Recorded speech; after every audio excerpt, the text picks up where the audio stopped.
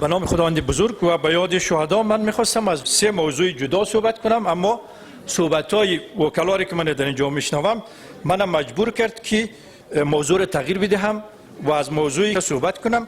من فکر میکنم شاید بهتر باشد که ما نام خانه را ما گله خانه بگذاریم، نام خانه را پسپسک خانه بگذاریم، نام خانه را ما شوخی و مسخره خانه بگذاریم که ما شاهد هستیم، نام خانه را نام افراد بگذاریم که از ملت نه در قصهشان است نه در غصهشان است.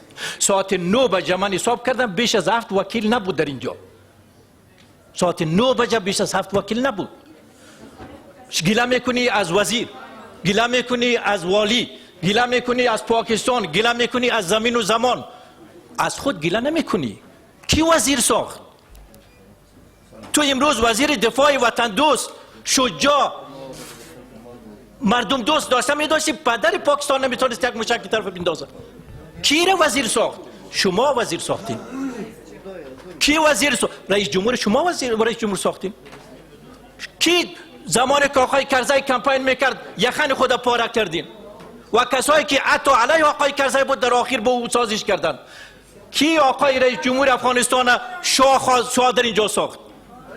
بنابراین اجازه بدین 60 ماده 69 قانون اساسی افغانستان شما تطبیق کردین، از آقای کرزی گله میکنین، از والی گله میکنین. من یک جمله میخوایم ختم کنم، بعد اون شکایاتی که داشت مشکلات برای شما میدم. وقتی که پارلمان شروع به کار کرد، برای اولین بار در دنیا در قرن 16 از یک وکیل پرسان کردن که وکیل صاحب شما چه قدرت دارید؟ گوش کن وکیل چی میگه؟ میگه ما این قدرت داریم، ما فقط زن مرد ساخته نمیتونیم و مرد زن ساخته نمیتونیم. دیگر در کشور تمام قدرت در دست ماست، چون ما مظهر اراده مردم هستیم. اما در انگلستان که پارلمان به صورت اول کار به شروع کرد، اما افغانستان تو چی از انگلیسی چی کم دارید؟ انگلیسی 4 تا چشم داره، انگلیسی 4 تا مغز داره، یا آمریکایی نمیدونم سرش یک سر است. حالی من که شما را میبینم با اونا هیچ فرق ندارید، اما اونا منافع ملیشان هم میبینن، اونا سر نفسشان تسلط دارن، اونا بر اساس قوم و مذهب و زبان و منطقه و پول تصمیم نمیگیرن.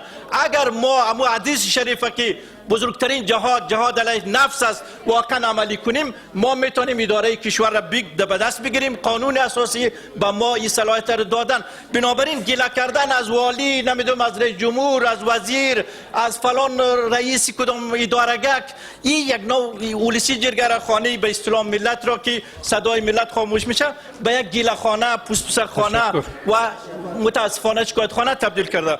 در خود اگر تغییر نیارین، اما جمله قرآن شریف هم هست، ما نمیتونیم که در هیچ جایی کشور تغییر بیاریم. تشکر از توجهتون. تشکر بسیار.